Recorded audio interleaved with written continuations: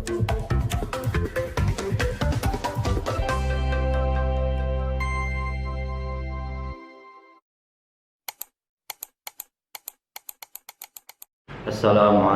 warahmatullahi wabarakatuh. Innal hamdalillah nahmaduhu wa nasta'inuhu wa nastaghfiruh wa na'udzu billahi minasy syururi anfusina wa min sayyiati a'malina. May yahdihillahu fala mudilla lahu wa may yudlil fala hadiya lahu. Asyhadu an la ilaha illallah wahdahu la syarika lahu wa asyhadu anna sayyidana wa nabiyyana Muhammadan 'abduhu wa rasuluhu nabiyya ba'dahu. Allahumma fasalli wa sallim wa barik ala sayyidina Maulana Muhammadin wa ala alihi wa sahbihi ajma'in, amma ba'du. Fa ya ayyuhal hadirin al-kiram al-hadirat, usikum wa nafsi bi taqwallah faqad fazal muttaqun. Hadirin hadirat, bapak-bapak, ibu-ibu yang dirahmati Allah Subhanahu wa taala.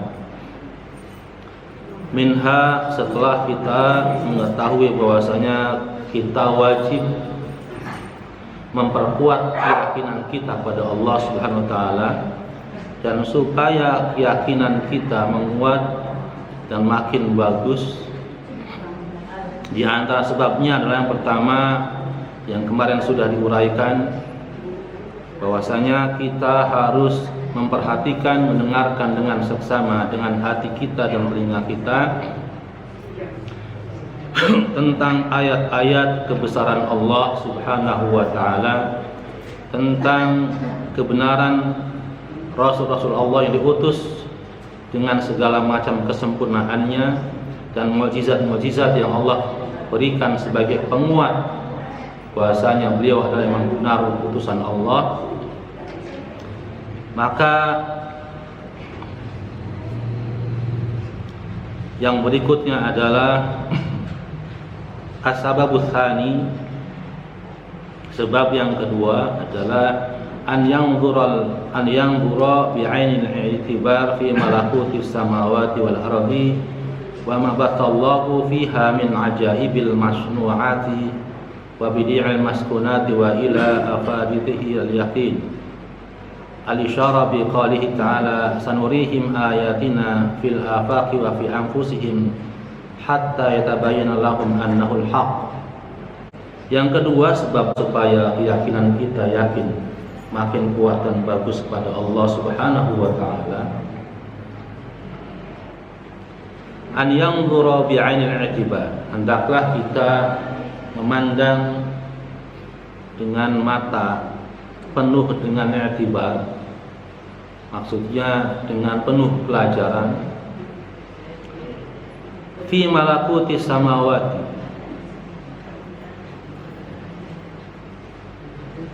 wal ardi, hendaknya kita memandang dengan pandangan mengambil pelajaran i'tibar fi malakuti samawati wal ardi, terhadap ciptaan Allah, baik yang di langit maupun yang di bumi. Wa ma batallahu fiha min ajaibil masnu'at, dan apa-apa yang Allah sebarkan min ajaibi, dari keajaiban masnu'at, ciptaan-ciptaan Allah, wa badi'il maskunat wa ila afadatihil yaqin, sehingga dengan begitu akan menambahkan manfaat keyakinan. Al-isyarah ditunjukkan dengan firman Allah Ta'ala, sanurihim ayatina fil afaqi wa fi anfusihim, akan kami perlihatkan kepada mereka semua tanda-tanda ayat-ayat, tanda-tanda kekuasaan kami, fil afaqi, di cakrawala, wa fi anfusihim, dan di dalam diri mereka sendiri, hatta yatabayyana lahum annahul haq, sehingga menjadi jelas bagi mereka annahul haq, bahwasanya Allah itu hak. Yang kedua adalah dengan kita menggunakan pandangan kita dengan pandangan i'tibar, mencari pelajaran, mencari hikmah. Apa yang terjadi min malakuti samawat, dari keadaan-keadaan di langit, kemudian yang ada di bumi. Di langit itu ada apa saja, diperhatikan supaya menambah dan memperbagus keyakinan kita. Di langit ada matahari, ada bintang, ada planet-planet, tata surya, Bima Sakti misalnya, diperluas lagi sehingga akhirnya bumi itu kecil sekali. Betapa maha besarnya Allah menciptakan alam semesta, sampai dijelaskan dalam Al-Quran, matahari kelihatannya itu berputar mengelilingi bumi, terbit dari timur, terbenam di barat, sehingga dengan adanya rotasi tersebut muncullah namanya kalender yang memang sudah Allah tetapkan dalam Al-Qur'annya. Inna iddata asyhuri indallahi 12 syahran fi kitabillah. Bilangan bulan dalam setahun itu adalah 12. Dan hendaknya kita itu menjadi pelajaran buat kita. Dan di antara 12 bulan tersebut ada fiha arba'atun hurum, bulan-bulan yang Allah muliakan. Kemudian Rasulullah jelaskan, 2 saling, jadi ada 4 bulan yang Allah muliakan dalam setahun tersebut. Di situ tidak boleh perang, tidak boleh berbuat zalim, tidak boleh berbuat maksiat, tidak boleh berbuat aniaya. Allah nggak jelaskan dalam Al-Quran. Kemudian Rasulullah jelaskan yang 2, ya, yang 3 itu berurutan. Yang 1 misah. Yang 3 itu adalah Dzulqa'dah, Dzulhijjah, Muharram. Ini 3 bulan yang Allah muliakan yang berurutan. Kemudian yang satunya adalah bulan Rajab. Itu adalah merupakan bulan-bulan yang Allah muliakan. Ada apa di situ? Para ulama, kita harus mencari, mengkajinya. Dan kita, kata musannif hadzal kitab, yaitu hendaknya memperhatikan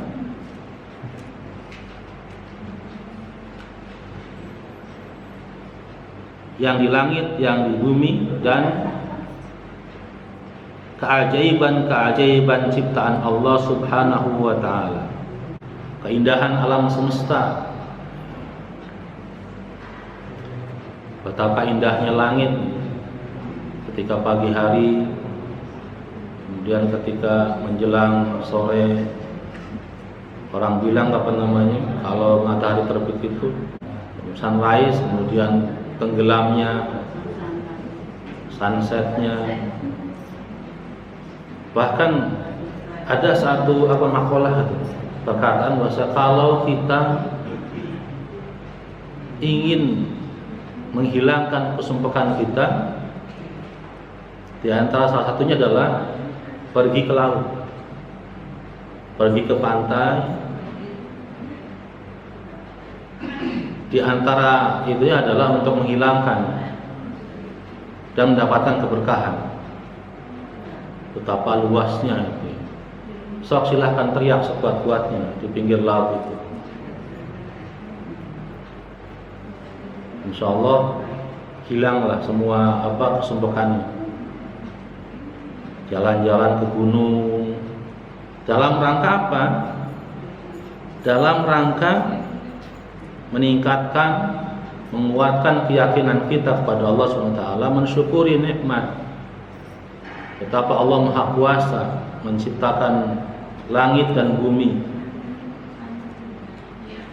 yang dijadikan kita untuk melangkah. Kita tinggal di situ. yang dalam Allah dalam rangka menciptakan itu adalah sebagai fasilitas yang Allah ciptakan untuk kita, yang tujuannya tidak lain dan bukan adalah untuk beribadah kepada Allah Subhanahu wa ta'ala. Tidak lain dan tidak bukan. Wa ma khalaqtul jinna wal insa illa liya'budun. Tidak sekali-kali aku jadikan jin dan manusia kecuali hanya untuk beribadah kepada Allah Subhanahu wa ta'ala.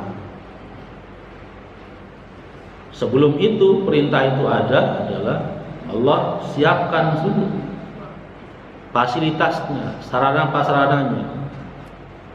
Allah ciptakan langit, Allah ciptakan bumi sebagai tempat tinggal. Baru kemudian Allah perintahkan. Dalam Al-Quran juga sudah jelas sekali. Dari surat Al-Baqarah ayat 1 sampai ayat 5, Allah menerangkan tentang orang-orang yang bertakwa. Alif Lam Mim, Dzalikal kitabul la raiba fihi, hudal lil muttaqin. Alif Lam Mim, inilah kitab yang tidak ada keraguan di dalamnya, hudan lil muttaqin, petunjuk bagi orang-orang bertakwa. Siapa orang-orang bertakwa itu? Dijelaskan lagi, alladzina yu'minuna bil ghaibi wa yuqimuna sholata wa mimma razaqnahum yunfiqun. Dijelaskan sampai ulaika 5 ayat, sampai merekalah orang-orang yang mendapatkan rahmat dan mendapatkan petunjuk. Kemudian dari ayat setelah itu Allah jelaskan siapa orang-orang kafir itu. Innal ladzina kafaru sawa'un 'alaihim a'anzartahum am lam tunzirhum la yu'minun. Sesungguhnya orang-orang kafir itu sama saja bagi mereka, mau diberikan penjelasan ataupun tidak, mereka tidak akan beriman.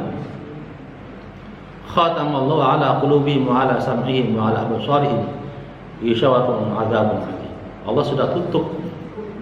Kemudian habis itu Allah jelaskan ada di antara orang-orang yang menjadikan Allah dan orang beriman itu sebagai candaan. Allah terangkan orang munafik itu. Allah terangkan siapa orang munafik itu. Jika dikatakan kepada mereka untuk tidak berbuat kerusakan, mereka bilang kami berbuat perbaikan padahal enggak. Siapa orang-orang munafik itu jelaskan. Kemudian terakhirnya,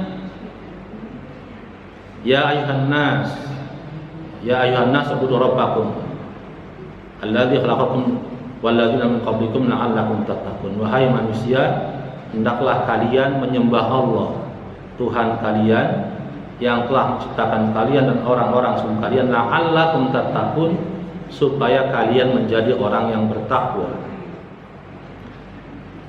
Jadi Allah jelaskan dulu orang bertakwa itu siapa, kemudian kedua orang-orang kafir itu siapa, ketiga orang-orang munafik.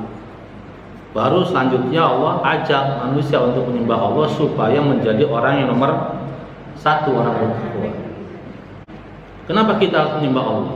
Dialah Allah yang telah menjadikan bumi itu hamparan buat tempat tinggal kita. Allah turunkan hujan dari langit, dengan itu tumbuh-tumbuhan di bumi sebagai rizki buat kita semua. Dan kita juga harus memperhatikan keajaiban ciptaan Allah Subhanahu wa ta'ala. Di antaranya adalah setiap yang Allah lahirkan, baru lahir, katakanlah bayi, semuanya lucu-lucu. Bayi itu ketika Allah lahirkan ke muka bumi itu semuanya lucu-lucu. Bahkan binatang yang paling buas pun, singa, macan, ketika masih bayi dilihatnya lucu apa enggak? Lucu-lucu. Kucing, padahal macan itu luar biasa buasnya. Itu diantara keajaiban ciptaan Allah Subhanahu wa ta'ala. Bumi yang kita pijak, kalau kita perhatikan, hujan dari langit, jatuhnya ke bumi. Jatuh ke bumi itu menumbuhkan berbagai macam tumbuh-tumbuhan. Dalam Al-Quran itu di surat Yasin ada orang yang protes gitu ya. Bagaimana Allah akan menghidupkan sesuatu yang sudah jadi tulang-tulang, kemudian pokoknya sudah nggak ada, bagaimana? Kemudian menjadi satu makhluk yang baru. Ternyata dijawab juga. Kita perhatikan ketika lapangan yang hijau banyak rumputnya. Ketika musim kemarau habis kering rontang itu, nggak ada rumput sama sekali. Bersih, yang ada hanya debu-debu, tanah yang berdebu. Ketika musim kemarau. Tapi ketika musim hujan turun, mulai tumbuh itu. Pertanyaan saya, siapa yang nanam rumput itu? Yang nyebar benihnya siapa? Itu gambaran singkat bahwasanya Allah bisa menghidupkan kembali dari satu hal yang habis tidak ada sama sekali. Itu di antara sebab-sebab yang kedua supaya kita semakin yakin dengan Allah Subhanahu wa taala dan keberadaannya. Allah itu mawjud.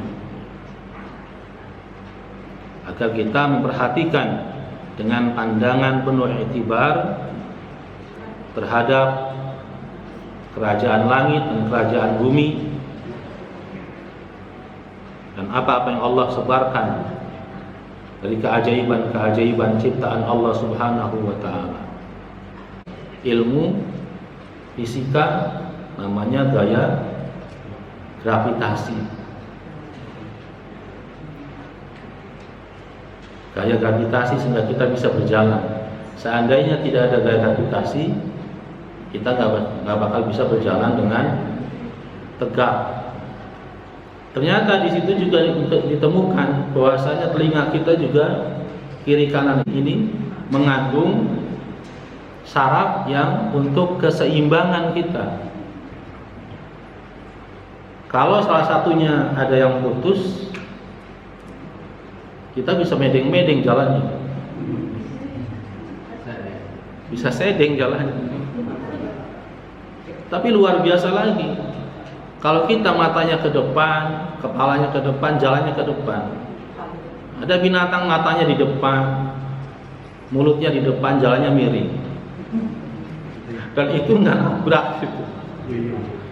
Yuyu, kepiting. Matanya ke depan melihat kita, tapi jalannya nggak nabrak. Kalau kita kan nggak bisa.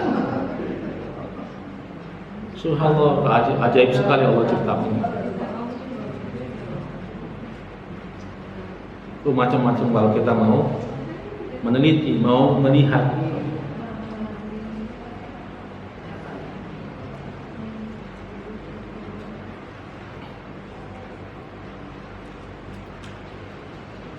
Asalih, sebab yang ketiga, an ya'mala ala muqtada ma amana bihi zahiran wa batinan wa yastamiru fi dhalika wa yabdhalu istita'ah fi ma hunalika wa ila ifadati isyarah bi qalihi ta'ala walladzina jahadu fina lanahdiyannahum subulana.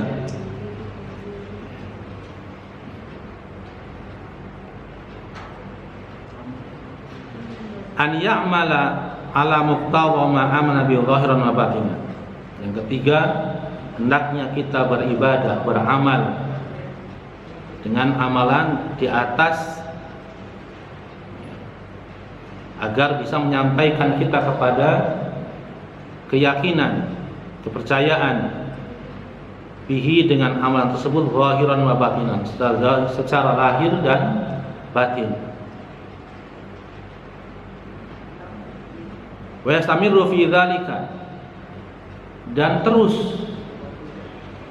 jangan putus-putus. Wa yabdhalu al-istita'ah fi ma hunalika, dan berjuang dengan kemampuan supaya tetap istiqomah Wa ila ifadatil isyarah biqali ta'ala, artinya yang ketiga ini hendaknya kita istiqomah dalam beribadah dan bersungguh-sungguh sebagaimana isyarah firman Allah Ta'ala, walladzina jahadu fina lanahdiyannahum subulana, dan orang-orang yang bersungguh-sungguh di dalam jalan kami, lanahdiyannahum subulana, pasti akan kami berikan mereka petunjuk terhadap jalan kami.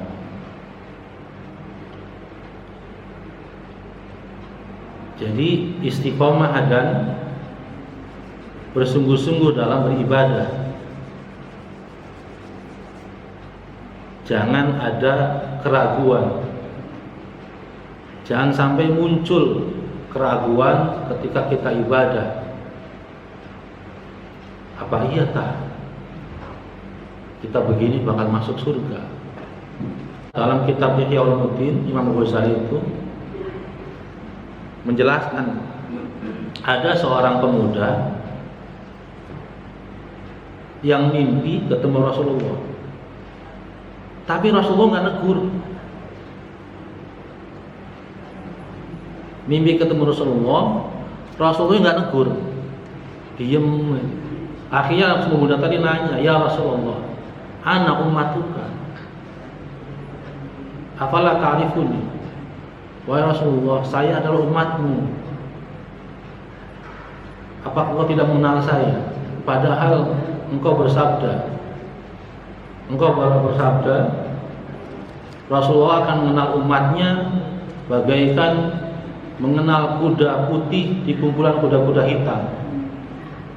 Saya di hadapanmu, tapi engkau nggak mengenal saya. Kata Rasulullah, saya nggak kenal kamu. Disampaikan sama Rasulullah, berapa kali kamu sholawat sama saya? Berapa kali kamu sholawat sama saya? Kata Rasulullah. Akhirnya pemuda itu bangun. Pemuda itu bangun, kemudian dia mulai sholawat, baca sholawat sehari 100. Udah lama, udah istiqomah, dawam, akhirnya ngimpi lagi, ketemu Rasulullah, nyapa Rasulullah, ini baru umat saya. Nah, ada hadisnya,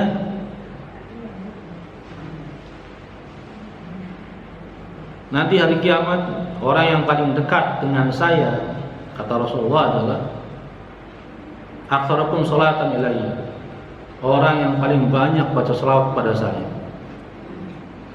Ada lagi hadisnya, ada 2 kalimat yang paling enteng diucapkan tapi paling berat di timbangan, itu subhanallah bihamdi, subhanallahil azim. Itu paling enteng, paling gampang diucapkan tapi berat di timbangan. Tapi ada lagi kalimat yang sangat Allah sukai, adalah subhanallah walhamdulillah wala ilaha illallah wallahu akbar wala haula wala quwata illa billahil azim. Kita akhiri dengan doa kifaratul majlis. Subhanakallahumma bihamdika asyhadu an la ilaha illa anta astaghfiruka wa atubu ilaik. Mohon maaf yang sebesar-besarnya. Wallahu a'lam bishawab. Assalamualaikum warahmatullahi wabarakatuh.